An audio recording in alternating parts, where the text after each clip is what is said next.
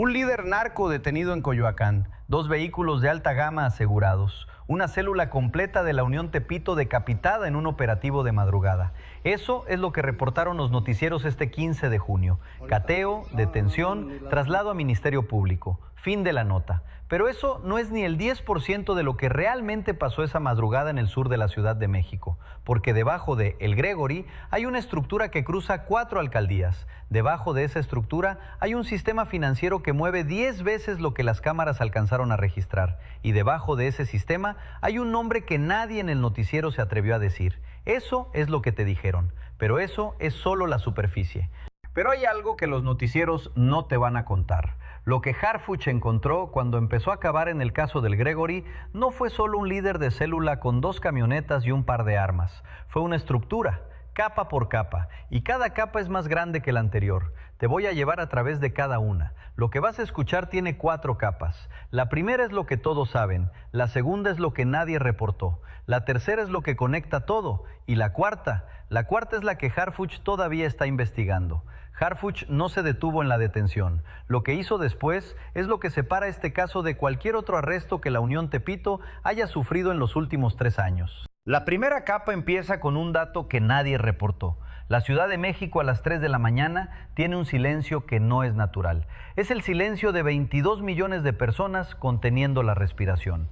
Coyoacán a esa hora no es la Coyoacán de las cafeterías y los turistas. Es calles vacías, banquetas mojadas, semáforos en intermitente y un viento frío que baja del Ajusco y se mete por las calles empedradas del sur de la ciudad. En ese silencio, el operativo en Coyoacán no fue una dirección. Fueron 3 cateos simultáneos en 3 alcaldías diferentes, ejecutados con 15 minutos de margen entre uno y otro. Coyoacán fue la que tuvo cámaras, las otras 2 no. Y eso no fue casualidad, fue diseño. Según fuentes cercanas a la investigación que hablaron con este canal, el inmueble de Coyoacán no era la casa principal del Gregory, era su tercera casa, la que usaba cuando algo se movía mal y necesitaba dormir lejos de Miguel Hidalgo, lejos de Cuauhtémoc, lejos del territorio donde la Unión Tepito sabía buscarlo. Una casa de seguridad. Pero la palabra seguridad en este contexto tiene un significado muy distinto al que el espectador imagina. No era seguridad contra el Estado, era seguridad contra sus propios socios. Pero hay un detalle más pequeño que abre la siguiente puerta. Cuando los agentes de la Policía de Investigación, la PDI, ingresaron al domicilio a las 3:42 de la madrugada, el Gregory no estaba durmiendo, estaba despierto, vestido, con un teléfono apagado sobre la mesa de la cocina y otro encendido en la mano, como si llevara horas esperando una llamada que nunca llegó. Y esa llamada que nunca llegó es exactamente la razón por la que estaba en Coyoacán y no en otro lugar. Alguien le había avisado que viniera. Y alguien más, alguien que Harfuch ya tiene identificado, había interceptado esa advertencia 3 horas antes. Ese teléfono encendido era la puerta a la siguiente capa, y detrás de esa puerta había un pasillo entero. Si llevas tiempo siguiendo este canal, sabes que ningún operativo de Harfuch es lo que parece en la superficie. Si todavía no estás suscrito, este es el momento. Activa la campanita porque lo que sigue cambia todo.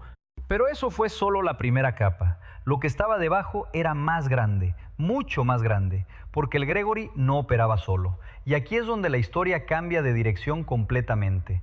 La Unión Tepito que se reporta en los medios suena como una banda de narcomenudistas. Eso es lo que quieren que pienses. La realidad es otra.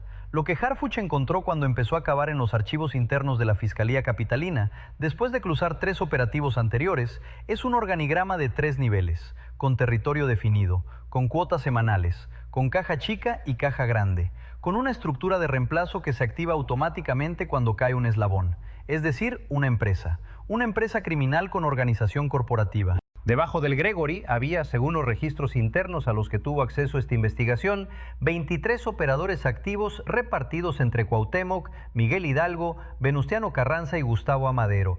No son 23 vendedores de bolsitas en una esquina, son 23 encargados de zona, cada uno con su propio equipo debajo, cada uno con su propio piso de extorsión, cada uno reportando hacia arriba cada 7 días, los lunes por la tarde, con cifras precisas y nombres específicos. El territorio del Gregory no era una alcaldía, era un mapa que incluía 64 establecimientos en extorsión activa solo en Miguel Hidalgo, 18 puntos de venta en Cuauhtémoc y una red de transporte que conectaba ambas demarcaciones con vehículos de aspecto ordinario, modelos comunes, placas vigentes, todo diseñado para no levantar sospechas. Pero encima del Gregory hay nombres que no aparecen en ningún reporte público. Harfuch los tiene en una carpeta que no se ha abierto todavía. Y aquí es donde empezamos a entender por qué el Gregory era objetivo prioritario y no objetivo cualquiera. No fue prioritario por lo que hacía, fue prioritario por lo que sabía, por las conexiones que tenía hacia arriba, por los nombres que podría dar si la presión del Ministerio Público se aplica en el momento correcto. ¿Recuerdas a el Dylan, capturado hace apenas semanas en el centro histórico, vinculado al atentado contra la diputada suplente Diana Sánchez Barrios? ¿Recuerdas a el Chícharo, detenido en septiembre del año pasado en Cuauhtémoc y Nezahualcóyotl? ¿Recuerdas a la Guasona y a Romy, familiar del ex líder El Betito, detenidos en marzo? ¿Recuerdas a el Valente en noviembre, encargado de extorsionar en la Merced? Cada uno se reportó como un golpe aislado, cada uno se presentó como una victoria individual. Pero si pones todos esos nombres en una línea de tiempo, lo que ves no es una serie de detenciones, lo que ves es una estrategia, una secuencia, una construcción metódica desde abajo hacia arriba. Y el Gregory no es el final de esa secuencia, es el penúltimo paso antes del final. Las conexiones entre células no son aleatorias. La Unión Tepito, que sobrevivió a la caída del Betito Mollado, no es la misma organización. Es una versión reestructurada, más descentralizada, más difícil de decapitar. Por eso Harfuch no fue por la cabeza, fue por las venas, fue por la columna vertebral, fue por el Gregory. Toda red necesita combustible, y el combustible siempre es el mismo: dinero. Aquí es donde llegamos a la tercera capa, la más profunda, la que cuenta la verdadera historia, porque las 2 camionetas de alta gama que se reportaron en el inmueble de Coyoacán no son nada, son ornamentación.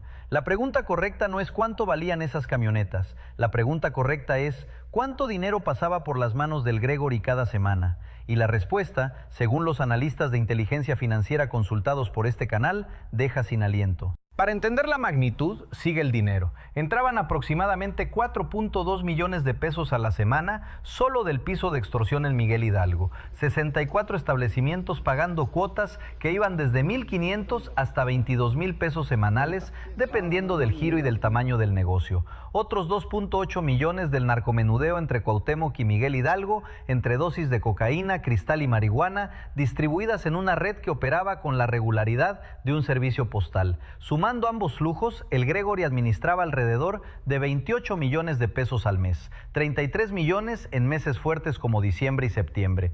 Detente un segundo aquí y procesa esa cifra con una traducción humana. 28 millones de pesos al mes es lo que gana un trabajador con salario mínimo en 42 años de trabajo continuo, 42 años de vida laboral. Eso es lo que el Gregory movía en 30 días. Una vida entera de trabajo honesto, evaporada cada mes en las manos de un solo operador, de una sola célula, de un solo grupo criminal. ¿Y a dónde iba ese dinero? Esa es la parte que nadie te va a contar en el noticiero.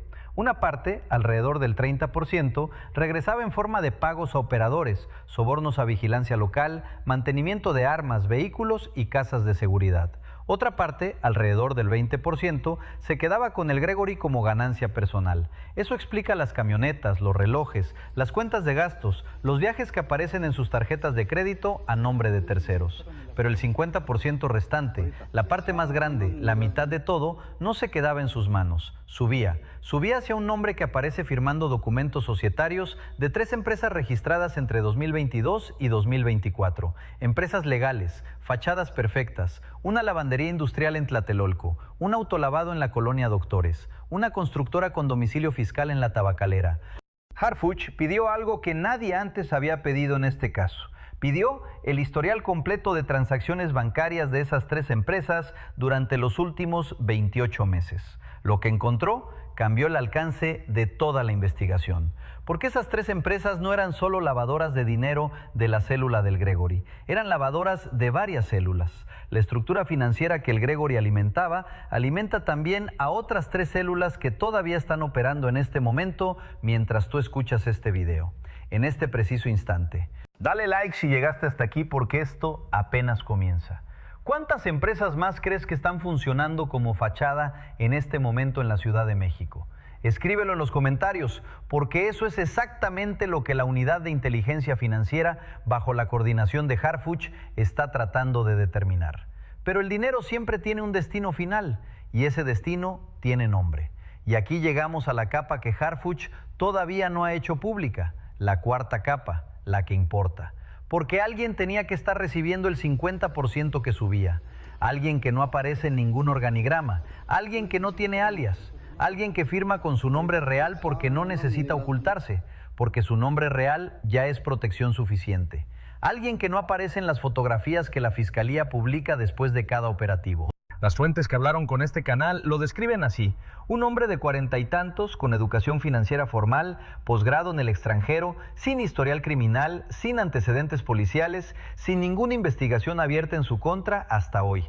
Aparece en los registros societarios de las 3 empresas fachada como apoderado legal, no como dueño, como apoderado. Esa es una distinción importante, porque el dueño aparente puede ser una prestanombres, alguien que firmó sin saber. El apoderado es quien firma operaciones, quien autoriza transferencias, quien mueve. En las carpetas internas de Harfuch ya tiene un alias asignado para esta figura: el contador de la Unión. No es un narco, no es un sicario, no carga un arma. Es el cerebro financiero que ha permitido que la Unión Tepito sobreviva a cada uno de los golpes operativos de los últimos 3 años. Cada vez que cae un Gregory, cae un Dylan, cae un Chícharo, la estructura se reconstruye en semanas. ¿Por qué? Porque el dinero nunca se pierde, porque el contador nunca cae, porque hasta hoy nadie había llegado a la cuarta capa.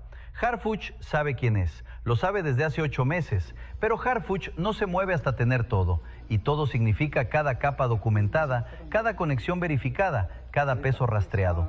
Y con la detención del Gregory, según las fuentes consultadas por este canal, Harfuch acaba de obtener la pieza que le faltaba, y la prueba física de cada capa estaba esperando dentro del inmueble en Coyoacán. El inventario que se publicó oficialmente menciona 2 vehículos de alta gama y diversos indicios. Esa frase, diversos indicios, es donde se esconde todo. Te voy a ir a llevar a través de lo que realmente se aseguró esa madrugada y por qué cada objeto importa. Las 2 camionetas confirman la primera capa. Son los símbolos visibles del estatus de El Gregory, del territorio que controlaba, del tipo de vida que llevaba mientras los comerciantes de Miguel Hidalgo cerraban sus negocios con miedo. Modelos del año, placas vigentes, sin reporte de robo, compradas con dinero que oficialmente no existe. Una libreta encontrada en el cajón del buró, escrita a mano con caligrafía cuidada, casi escolar, contiene una lista de 64 establecimientos con cantidades semanales junto a cada uno. Algunos nombres están tachados, otros tienen una marca de palomita, otros tienen una X. Esa libreta confirma la segunda capa. Es el mapa de extorsión completo de Miguel Hidalgo en una sola libreta de pasta dura comprada en una papelería de cualquier esquina. Un disco duro externo encontrado dentro de un compartimento debajo del piso de la cocina, oculto en una cavidad que requería levantar una loseta específica de exactamente 15 por 15 centímetros, contiene hojas de cálculo con flujos financieros mensuales. Ese disco duro es la tercera capa completa en un solo objeto. Y dentro de ese disco hay una carpeta nombrada simplemente con 3 letras. Esas 3 letras coinciden con las iniciales del apoderado legal de las 3 empresas fachada. Pero lo más revelador no estaba en una caja fuerte ni escondido bajo el piso. Estaba sobre la mesa de la sala, a simple vista, un sobre cerrado con el sello del SAT, dirigido a una de las 3 empresas fachada, recibido 3 días antes del operativo. Notificación de auditoría fiscal programada. Quiero que te detengas un momento en eso. El presunto líder de una célula de la Unión Tepito, con un imperio criminal de 28 millones de pesos al mes, construyó 3 empresas como blindaje financiero. Y fue exactamente una notificación oficial del Estado, una carta del SAT en un sobre blanco común, la que terminó sentada en la sala de El Gregory como evidencia conectiva entre el dinero del narcomenudeo y el sistema fiscal que pretendía protegerlo.